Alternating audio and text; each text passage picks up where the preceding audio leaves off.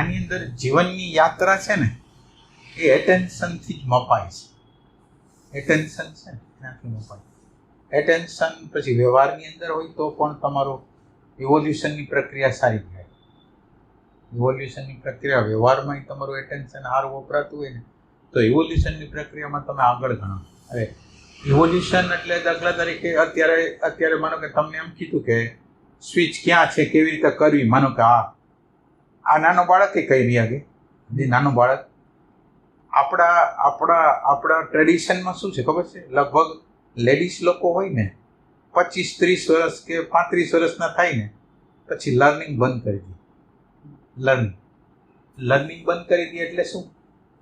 બેટા ટીવીનું બટન ચલાવી દીધો, ઓલું આમ કરી દીધો, ઓલું આમ કરી દીધો. એટલે એટેન્શન જે રાખવાની પ્રોસેસ છે જેમાં ઇવોલ્યુશન છે એ ઇવોલ્યુશન બંધ થઈ જાય. એટલે તમે જે યંત્ર ચાલુ કરતા હો ને એ તમારી રીતે ચાલુ કરતા હો ને તો એ એટેન્શનની પ્રક્રિયામાં તમે ઇવોલ્વ થઈ ગઈ. અને આ પરાધીનતા એટલી બધી રહે ને, ગુલામી રહે, ઇન્ફિરિયરી કોમ્પ્લેક્સ રહે, એટેન્શનની ઝંખના રહે. એટલે એમ કે ઇવોલ્યુશનની પ્રક્રિયામાં કેટલા પાછળ રહી જાય કે જેમાં આપણી સતત રીતે સેલ્ફ ડિપેન્ડન્સ અને આ તો માનો કે ક્યારેક સારા માણસો હોય, બાકી આપણી આજુબાજુ છોકરાઓને ટાઈમ ન હોય, મા બાપ માટેનો ટાઈમ ન હોય તો એ તો ઇન્સલ્ટ કરી નાખે, તો એ કરી નાખે. તો એ બધા દુઃખ ઝેલવા પડે ને. એટેન્શનની વસ્તુ ઓછી છે ને એને લીધે દુઃખો આવે. એટલે આ ઇવોલ્યુશનની પ્રક્રિયા છે એ એટેન્શન ઉપર આધારિત છે. તમે એટેન્શન કેટલું રાખો છો અને તમારી ડિપેન્ડન્સી વ્યવહારિક રીતે અને સાયકોલોજીકલ રીતે કેટલી ઓછી છે કે વધારે છે એના ઉપર એનો આધાર. તમે ઓછા ડિપેન્ડન્ટ હો તો તમને દુઃખ ઓછું થાય. માનો કે એને ફોન કરવાનું મન થાય, કોઈને ફોન કરવાનું મન થાય, આમ કરવાનું મન થાય, આમ કરવાનું મન થાય. એનું કારણ શું? અંદરને ખાલી કહો અને બીજું એટેન્શનની કામ બે. એટલે ઇવોલ્યુશનની પ્રક્રિયામાં આપણા મા બાપોથી માંડીને આપણે આજુબાજુના લોકોનું કલ્યાણ થાય ને એના માટે એટેન્શન વધારવા માટે આપણે જે કરી શકીને એને હેલ્પ ગણાશે. એટલે તમને ખબર ન હોય પણ મૃત્યુ પામ્યા પછી આ એટેન્શનની ખામીને લીધે આપણા મા બાપો હોય, ભાઈ બહેન હોય કે આપણા હગાવાલા હોય, ગમે તે હોય, આપણા નજીકના લોકો હોય, એને કેટલા બધા દુઃખો ઝેલવા પડશે એની કલ્પના કરીને એને મદદ કરવી.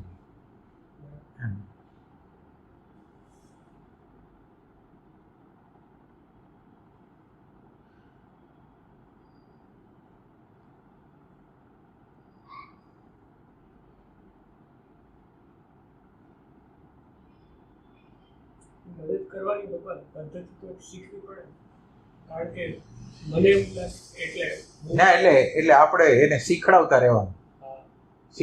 રહેવાનું એવું કામ કરવાનું.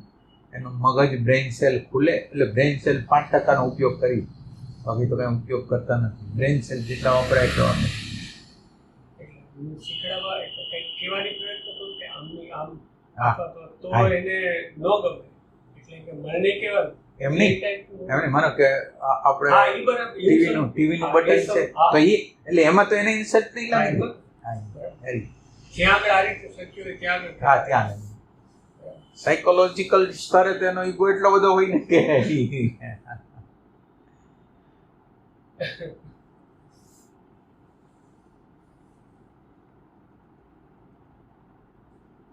તમે અલ્ટિમેટ કારણ કે આ તમે જે પરસેપ્શન આપો છો, જે અન્ડરસ્ટેન્ડિંગ આપો છો, ક્યાંય નથી.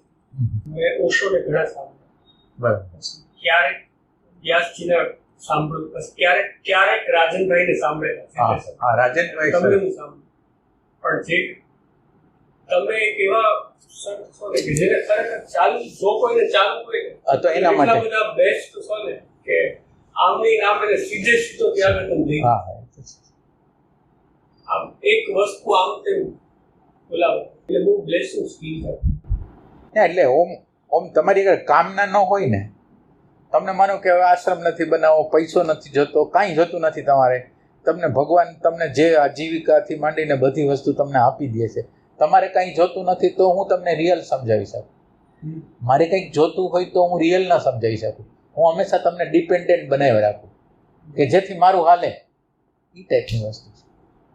એટલે કામના ન હોવી ને એ એક વસ્તુ મોટી હોય છે. કામના હોય ત્યાં બધું શક્ય નથી. એટલે મારે માનો કે શિષ્યો બનાવવા છે, મારે આશ્રમો બનાવવા છે. જ્ઞાન દ્રષ્ટિ હવે સંતત્વ હવે વિમલાતાઈ છે, પછી તમે છો, વ્યાસજી છે, પછી કોઈ પણ જે જ્ઞાન સંતત્વ જે પ્રગટ થાય કે જ્ઞાન દ્રષ્ટિ જે પ્રગટ થાય એ તો બધાની ના, એ ખરખી ન હોય. એ ખરખી નહીં. એટલે જે જ્ઞાન જે પ્રગટ થયું એ ના, અલગ અલગ.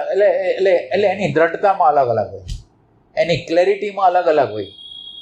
એટલે તમે, હું માનો કે 10 વર્ષ પહેલાં, 5 વર્ષ પહેલાં, 5 દિવસ પહેલાં હું જે છું એના કરતાં આજે આગળ વધી ગયો.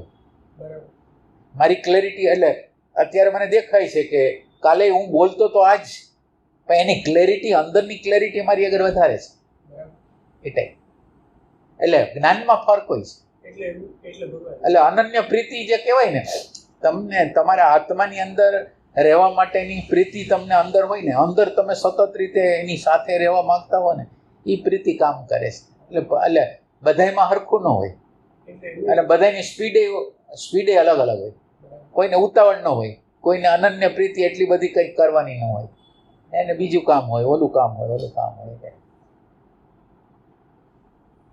એટલે શું કહેતો હતો તમે? જે આત્મ સાક્ષાત્કાર થાય એ સમયે જે ખબર એટલે તમને ખબર પડી ગઈ કે હું એટલે ચેતન સ્વરૂપ, એટલે આ, અને હું નહીં એટલે આ જડ, એવી રીતે બધાની જે ખબર પડી જાય પણ એ ખબર તો 1 સેકન્ડની છે. માનો કે અત્યારે મને બોધ થઈ ગયો કે હું છું, પ્રતિક્ષાને આ બધું પ્રમાણિત થાય છે, નથી થતું.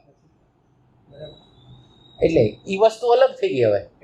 એટલે સાક્ષાત્કાર એક ઘટના, એક સમયની વાત છે. અત્યારે શું, આ ક્ષણે શું, એટલે પછી ઈ થઈ જાય પછી એની કામના હોય તો ઈ, અને અનન્ય પ્રીતિ હોય તો ઈ અંદર બેયનો રસ્તો અલગ અલગ હોય. ભલે બેયનો રસ્તો અલગ. કોને એક્સપાન્ડ કરવું હોય અને આને વિથડ્રો થવું હોય, બે વચ્ચેનો ફરક છે, બહુ મોટો ફરક.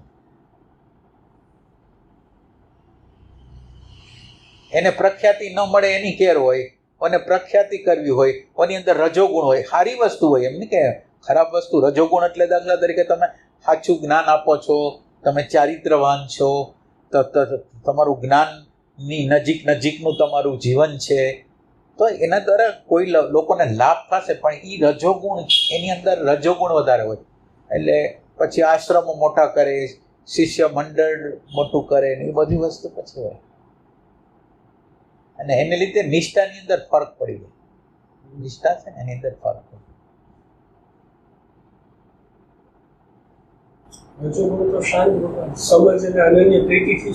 એટલે લગભગ ઇમ્પોસિબલ. આ રજોગુણ લગભગ ઇમ્પોસિબલ. રજોગુણ એટલે મારે કોઈને કેવું જ નથી કાંઈ. એટલે મારા તરફથી કાંઈ નથી, મારા તરફથી કોઈ શિબિર નથી, મારા તરફથી કોઈ જગ્યાએ કોઈને ભેગા કરવા નથી, કાંઈ કરવું નથી. જે સામેથી આવીને મળે બસ એટલું કરવું. આવું કોની ઈચ્છા હોય?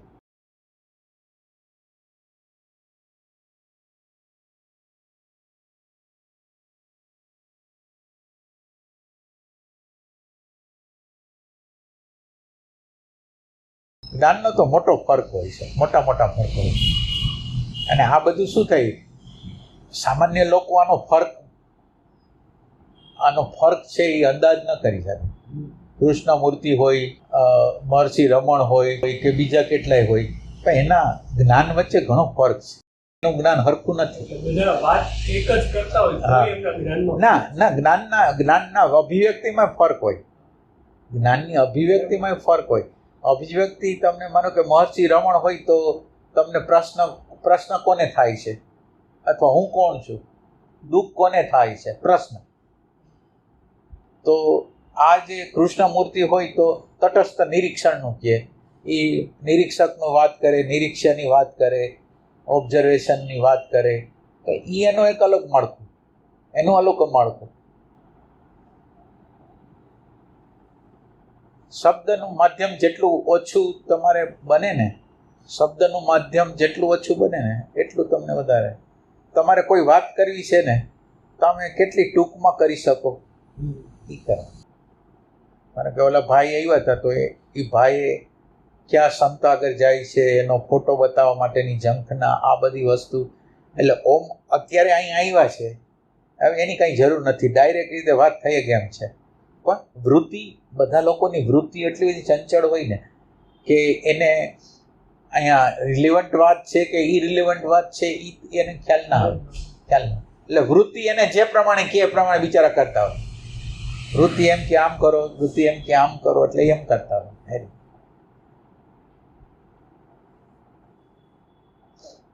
અને આ બધી લાંબી પ્રોસેસ છે. માનો કે તમે સત્સંગમાં જાઓ, સત્સંગમાં ગયા પછી સત્સંગ તમે મગજમાં લેતા હો, પછી એમાં કાંઈ બધું વધારે ઊંડાણ ન હોય. પછી એ સમજ તમારી ઓવન થિંકિંગ દ્વારા પેદા કરો તો તમારે એના કરતાં આખું સ્ટેપ કે હાલો મનન કરી, તો એક બીજું સ્ટેપ છે. એના કરતાં મનન કરતાં એને પ્રેક્ટિકલ કરી, એનું એક વસ્તુ. એટલે બધાના અલગ અલગ સ્તરો ઉપર હાલતું હોય બધું. ધીરે ધીરે ધીરે ઇવોલ્યુશનની પ્રક્રિયામાં લોકો જતા હોય.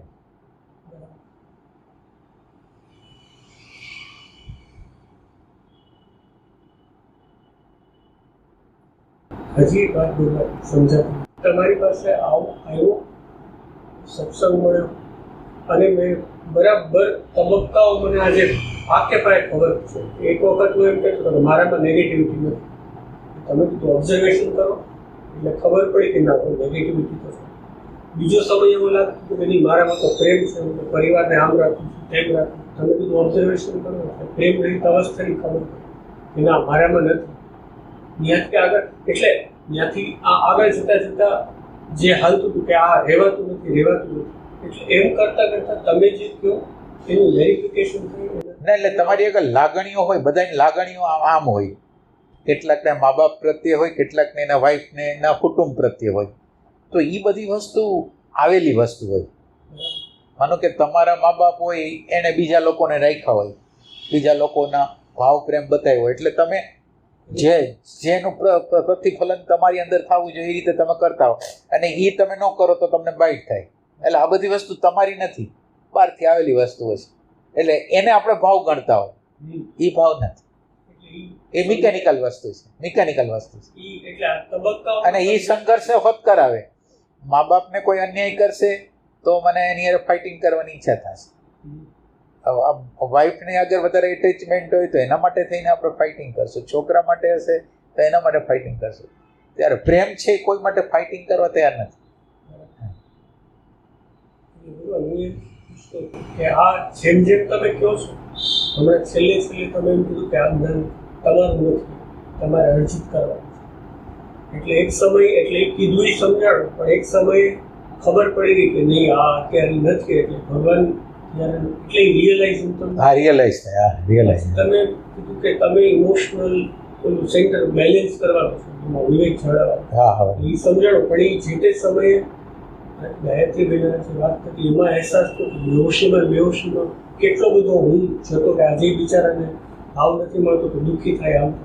એટલે એ રિયલાઇઝ ભગવાન મને એવું થાય કે તમે મને કહો છો વેરિફિકેશન થાય છે, અહોભાવ થાય છે, પણ જ્ઞાન વ્યક્તિનું મૌલિક હોય બની શકે ના. મૌલિક તો ત્યારે થઈ કે તમે આખો દિવસ પ્રેક્ટિસ એની કેટલી કરો છો. સવાલ એ નથી, આ જ્ઞાનને તમે ગમે એટલું સાંભળો એટલે પ્રેક્ટિકલ તમે કરતા હો, આખો દિવસ તમે મથતા હો, પ્રેઝન્ટ મોમેન્ટમાં રહેવા માટેની મથામણ કરતા હો, જ્યારે ત્યારે નેગેટિવિટીથી બહાર નીકળવાની પ્રયત્ન કરતા હો, આઈડેન્ટિફાઈ ન થવાનો પ્રયત્ન કરતા હો, એ બધું તમારું છે. બાકી તો અત્યારે તમને જે મૂડ છે બા છે એ કાલ ઉડી જવાનો છે. અત્યારે તમને જે ચમકારા થાય છે ચમકારા બંધ થઈ જવાના છે, એટલે એ રહેવાના નથી. મથામણ ચાલુ હોય તો તમારો એક નાનકડો પ્રકાશનો દીવો જો ચાલુ થઈ જાય તો એટલે એક વખત રાઈટ યાત્રા થવી જોઈએ. રાઈટ યાત્રા કોઈની થતી નથી, રાઈટ યાત્રા થતી જ નથી. એટલે થતી નથી એટલે પ્રેક્ટિકલ કેટલું કરવું પડે, તમારે આખો દિવસ મથવું પડે. જ્યારે ત્યારે તમને એમ થાય કે હું ભૂલી ગયો પાછું યાદ કરો, એટલે અઘરું કામ છે. એટલે પોતાનું જ્ઞાન અર્જન કરવું એ અઘરું કામ છે. બાકી તમે માનો કે સાંભળો, તમને શ્રદ્ધા થાય અને તમે શ્રદ્ધાને લીધે તમારી અંદર કોઈ ચમકારા થાય, તો એ આજ છે તમારી આગળ જ્ઞાન, કાલ નથી રહેવાનું. 100% એ દ્રષ્ટિ કરી છે હે જે તમે જે કહો ડાયવર્ઝન થઈ જાય, ડાયવર્જન ત્યારે ડાયવર્ઝન થઈ જાય. તમારું કંઈ અર્જન કરેલું તમે છે જ નહીં, એ બધું બારોબારનું હતું, બારોબારનું.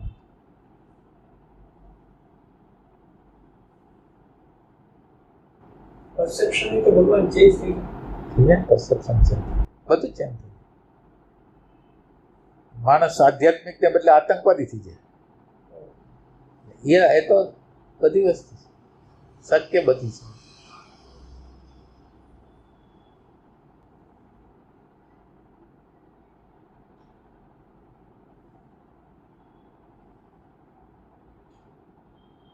અત્યારે મથામણમાં આખો દિવસ જો સતત યાદી રહેતી હોય અથવા તો એટલે પ્રેઝન્ટ મોમેન્ટ તમે કેટલી ગયો છો, તમારી હાજરી કેટલી વાર નાખો છો, બસ આટલી વસ્તુ. પછી પ્રેઝન્ટ મોમેન્ટમાં તમે કેટલો પ્રેમ રેડો છો કે હાલો આ ક્ષણની અંદર આવ્યો તો આ ક્ષણ શું છે, બધી વસ્તુ પ્રેમ જોઈ છે. પ્રેઝન્ટ મોમેન્ટે માણસો રાખી દે પ્રેમ વગરની, તો એનાથી કંઈ નથી.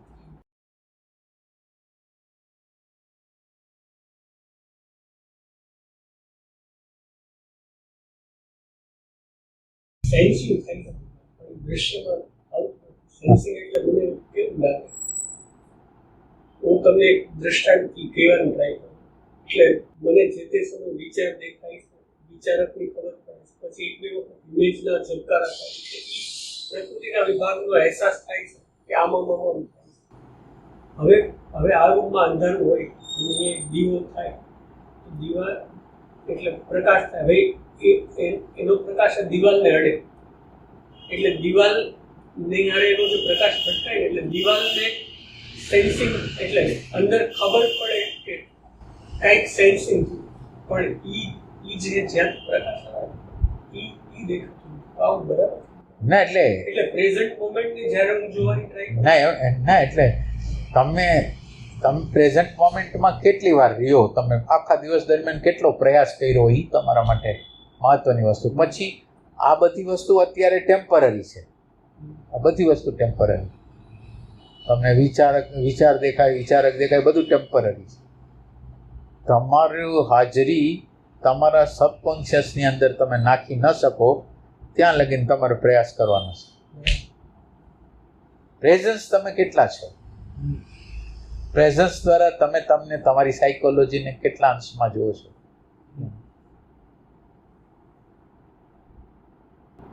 અત્યારે ક્યારેક હું વ્યવહાર કરતો કાંઈક કોઈને વાત કરતો વ્યવહાર કરતો અથવા તો કોઈ ઘટના બને અને કંઈક મિસ્ટેક થઈ જાય, આમ વ્યવહારિક રીતે આમ કોઈ ખબર ન પડે, પણ એ અંદર સપોઝ મારે કોઈક કહેવામાં ભૂલ થઈ ગઈ અથવા તો આમ તેમ થઈ ગયું કે જેના કારણે ખબર પડે કે આ બરાબર નથી, એ ઇમિડિયેટલી આમ અંદર ખબર પડી જાય છે. ના એટલે એ બધી વસ્તુ ટેમ્પરરી, બધી વસ્તુ ટેમ્પરરી, આને શાશ્વત નથી. આ એટલે હું એ પૂછવા માંગુ કે જે તમે પ્રેઝન્ટ સબકોન્શિયસમાં જાય વાત કરો તો આવું જો થતું હોય તો યુ એમ કહેવાય? ના, નો ગીવ. આ તો તમને બહારની મદદ છે અત્યારે, તમારું મને અહેસાસ ના. એટલે એ તમારું નથી જ, એટલે એ તો તમારું નથી ને તમારું, કારણ કે તમે ક્યાં એટલી બધી મહેનત કરી છે વર્તમાન ક્ષણની, ક્યાં વર્તમાન ક્ષણ માટે તમે કેટલો મથો છો, તો કે એવું કંઈ નથી, મથવાનું નથી, એવું બધું નથી એમ.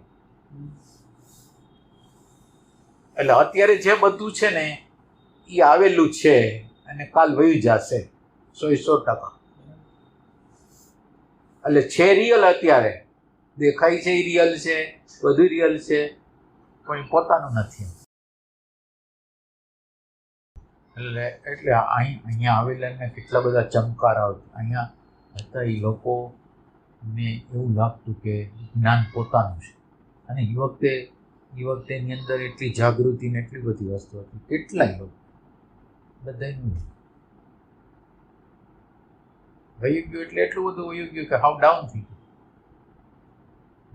ડાયવર્ઝન મારે આવશે તો હા, હવે જ ને, હવે એટલે અહીંયા આ રસ્તો સીધો તો છે નહીં, ત્યારે પોતાની કેર કરવાની. કેર અત્યારે જે કહું છું એ જ કરવાની. પ્રેઝન્ટ મોમેન્ટને અત્યારે તમે અર્જન કેટલું કરો છો એ ટાઈપની વસ્તુ. નાનકડો દીવો છે ને હળગાવી જ લેવો પડે, નકર તમારું પછી જીવન તમને આજ તક મળી હોય પણ તક રીએ નહીં. આ બહુ અઘરું કામ છે કે આ તમારે અત્યારે તમારું પુણ્યનું ખાતું હાલે છે. અત્યારે તમારું જે પુણ્ય છે ને એ હાલે છે. હવે એ પુણ્ય છે ને એ અમુક સમય જ હાલશે, લિમિટેડ હોય પુણ્ય. તો એ લિમિટેડ સમય આવેલા પછી તમારું આ જે જિજ્ઞાસા, આ ક્યુરિયોસિટી, આ હલવા માટેનો પ્રયત્ન બધું હોય. અત્યારે ભગવાન હું કેવું કરું છું તમને કહું. અને એમાં હું જ્યાં અટકતો છું, મારે જે કરવું જોઈએ તમને સવારના જાગું ત્યારથી કોઈ પણ કર્મ હોય એમાં પ્રેઝન્ટ રહેવાની ટ્રાય કરું છું. બહુ ઓછો સમય રહેવાય પણ પાછો આવું જાઉં. કોલેજે જાઉં ત્યાં આગળ મને થોડો જેવી સ્પેસ મળે છે. મારે લેક્ચરમાં જવાને 20 મિનિટની વાર છે. હું ચેર પર બેસીને શાંતિથી શ્વાસને અથવા તો અંદર જે સેન્સિંગ થાય એની સાથે કનેક્ટ કરવાની ટ્રાય કરું. બીજા બધા લોકો કંઈક વાત કરતા હોય તો એની અંદર ભળું નહીં, ખાલી જોઈ રાખો. ક્યાંક એની અંદર વાત થઈ જાય પણ થઈ જાય પછી થોડી વારમાં ખબર પડે કે નહીં આમાં ચૂકાઈ અવ્યક્ત રહેવાનું. બરાબર. ક્લાસમાં ભણાવતી વખતે જતા પહેલા કોન્શિયસલી જવાનો પ્રયત્ન કરું છું. થોડું પ્રેઝન્સમાં આવું અને પછી કરું. ચૂકાઈ જાય ઘણી બધી. હા બરાબર. એટલે આમ બપોરના કે રાતનું શું એટલે શું ત્યારે સીધો સુઈને શ્વાસને જુદા જુદા સુવાના પ્રયત્ન. બરાબર. એમાં બહુ થોડો સમય ક્યારેક સરસ લાંબો સ્પાન થઈ જાય, બાકી રાત સવાર એટલે આ જે થાય છે અત્યારે આમ કરું છું. એટલે અત્યારે ટ્રાય કરો છો એ સારી વસ્તુ છે. ટ્રાય કરતા રહેવાનું. ટ્રાય કરો છો ત્યારે તમારે જોઈ લેવાનું ટ્રાય છે ને, બસ એટલું જોઈ લેવાનું. પ્રયત્ન અત્યારે ઈ અંદરથી ઈ થાય છે એટલે આ બરાબર એટલે એ અત્યાર પૂરતું બરાબર છે, છતાંય તમને બરાબર ન લાગે ને એ બરાબર છે. હા બરાબર. તમે જે પ્રયાસ કરો છો એ અલ્પ છે, એ એટલો બધો નથી એવું તમને લાગવું છે.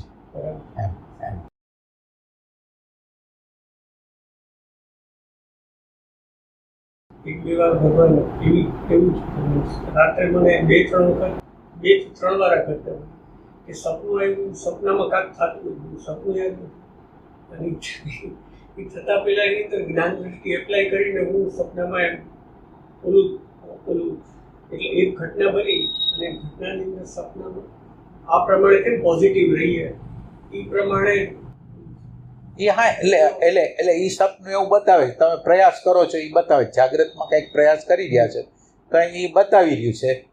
સપનું છે એ બતાવે છે એ ટાઈપની વસ્તુ. તમે શું કરો છો એ બતાવે છે.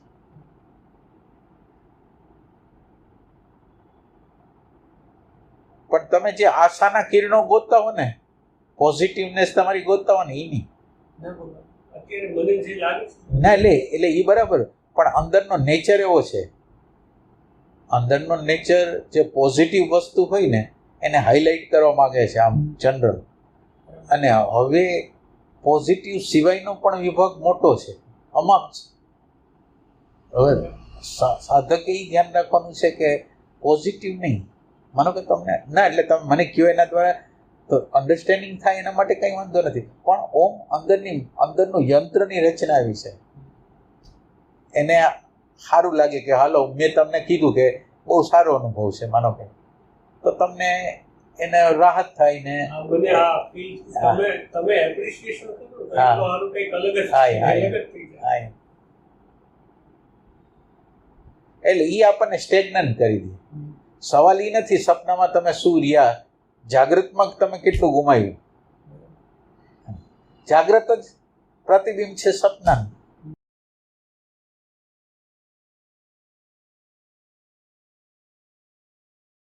ડ્રીમિંગ અને થોટ પ્રોસેસ તો હા છે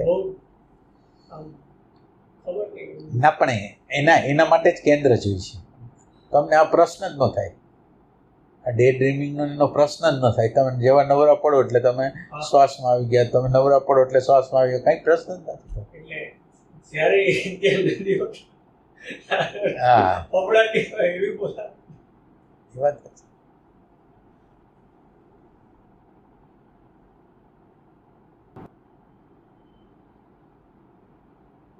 તમે હમણાં એક વાત કીધી પ્રેમ હોય ને ફાઇટિંગ મોર.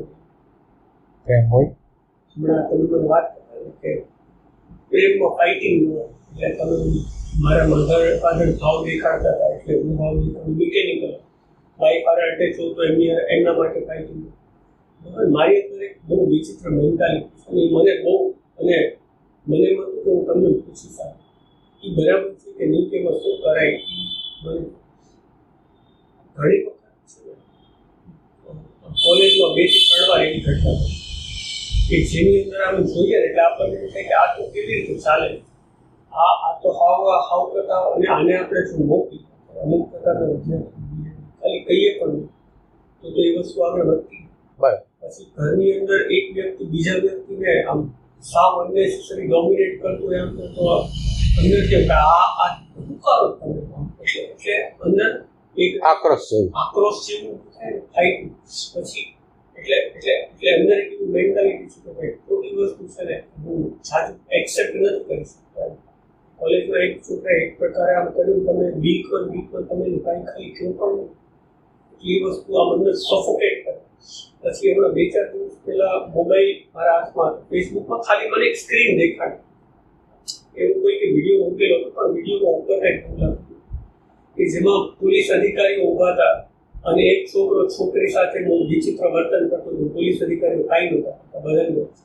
એટલે આ ખાલી ઇમ્પ્રેશન અંદર આવી, અને આ ઇમ્પ્રેશનને લઈને જે મેન્ટાલિટી ઉપર એટલે ત્યાં આગળ મારી જાત મુકાઈ ગઈ કે મારે તો આમ કરી નાખવું, તેમ કરી નાખવું, એક પ્રકારનો આક્રોશ, હિંસા. આ મેન્ટાલિટી બરાબર ના બરાબર નથી.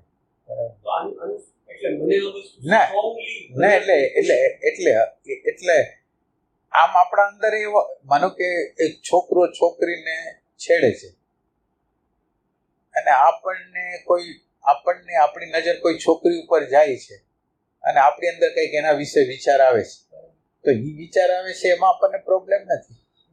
બીજા લોકો વ્યક્ત કરે છે એમાં પ્રોબ્લેમ છે. હું વ્યક્ત ન કરવાની તાકાત નથી મારી આગળ, એની આગળ વ્યક્ત કરવાની તાકાત છે. ફરક તો આટલો જ છે, ફરક તો બહુ મોટો નથી. અને આક્રોશ એ શરૂઆત છે. આક્રોશ એટલે અન્યાય માટે લડવાની જે ઝંખના હોય ને એ શરૂઆત છે. એટલે શરૂઆતની અંદર આ વૃત્તિ હોય. ધીરે ધીરે કુદરતનો ન્યાય છે ને એ આપણને સમજાતો જાય. કુદરત બરાબર ન્યાય કરે છે બધાયનો, એટલે આપણે કોઈ ન્યાય કરવાવાળા નથી. એ સેન્સ પછી આવતું જાય. એટલે ધીરે ધીરે થાય.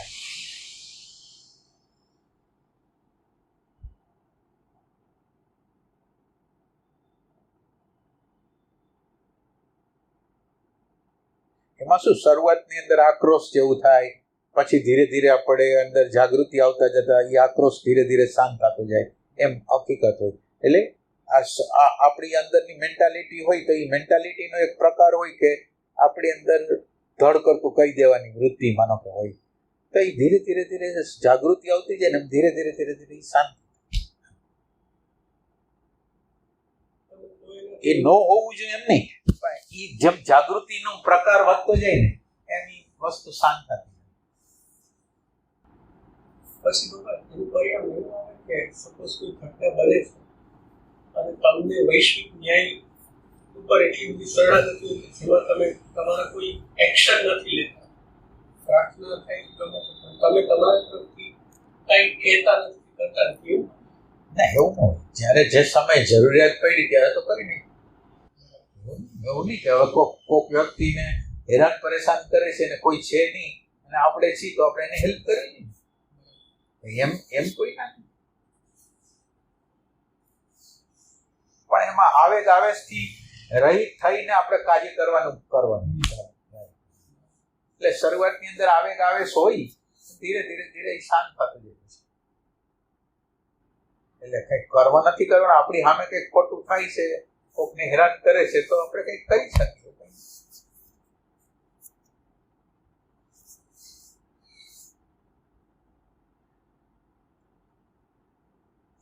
કૃષ્ણ ભગવાને ગીતાની અંદર લડવાનું તો શું કામ કીધું? નહીં કરતા તો લડો. આ સ્થૂલ રૂપ છે, હું અંદર જ લડવાનું છે, બહાર તો લડવાનું નથી. બધા બિચારા પૂતળા છે, બેહોશ છે, પૂતળા છે, ચાઈ કરીને કરે છે એવું તમને આપણને લાગે છે, બાકી ચાઈ કરીને કોઈ કરતું નથી. અને બધાયનો તમે આમ આમ તમારા ઘરમાં 10, 15, 20 વર્ષનું આમ ખ્યાલ કરો, પછી ખ્યાલ કરો કે જે લોકો કેવા પ્રકારનું વર્તન કરતા અત્યારે શું પોઝિશન છે, સારું કરતા તો કેવી પોઝિશન છે, ખરાબ કરતા તો કેવી પોઝિશન છે. વૈશ્વિક સ્તર ઉપર જ્યાં જે તે સ્તરે કદ હાલતું હોય તો ત્યાં જવું કે ત્યાં પહેલા બધા આમ કરતા હતા તો અત્યારે શું થયું.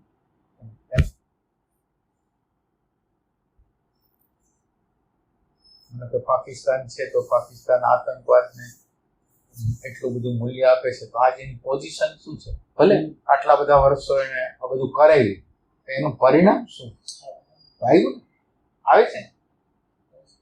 લાચારી વાળી પરિસ્થિતિ, ઓલી વાળી પરિસ્થિતિ, ભીખ માંગવાની પોઝિશન, તો એ બધી વસ્તુ ન્યાય તો છે. એવી રીતે તમે બધી જગ્યાએ જુઓ, તમને ખ્યાલ આવશે કે આ ન્યાય તો છે.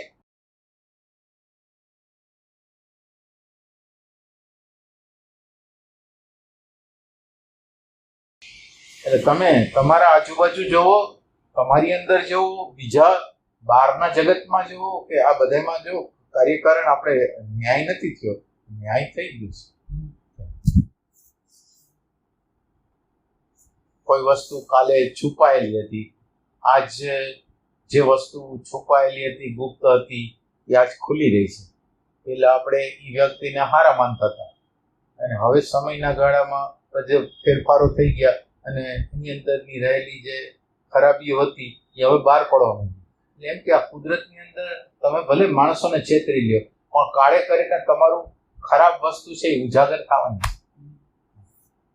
એ તમે આજુબાજુ જોવો એટલે તમને ખ્યાલ આવશે કે આવડી કેવી રીતે થઈ. એક સમયનો કોઈ હીરો હોય અને સમયના ગાળા પસાર થયા પછી એમ લાગે કે હીરો જ નહોતો, તો વિલન હતો. અને ત્યારે એ હીરા જેવું એટલે એના માન પાન બધું હતું. તો એ વસ્તુ તમે જ્યારે જોવો છો વ્યક્તિગત સ્તર ઉપર, સમષ્ટિગત સ્તર ઉપર, ત્યારે તમને ખ્યાલ આવે.